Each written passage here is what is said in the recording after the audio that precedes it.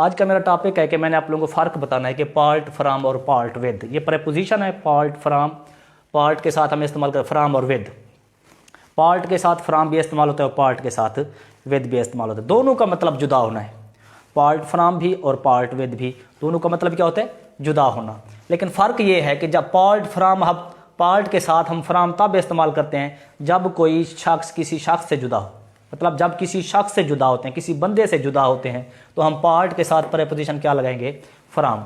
और जब किसी चीज़ से जुदा हो जाता है इंसान, नॉन लिविंग थिंग से, मतलब इंसान के अलावा किसी भी चीज़ से इंसान पार्ट होता है, अलग होता है, तो उसके लिए हम क्या करते हैं?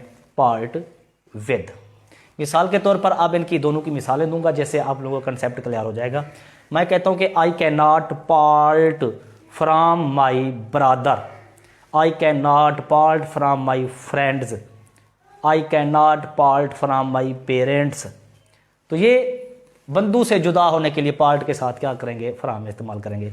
इसी तरह I can not part with my plants, I can not part with my garden.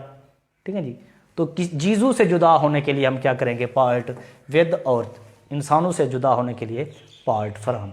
ये मेरी आज की वीडियो थी और उम्मीद करता हूँ कि ये मेरी वीडियो पसंद आएगी, और अगर पसंद आए तो मेरे इस चैनल को सब्सक्राइब करना है। ओके, अल्लाह हाफिज़।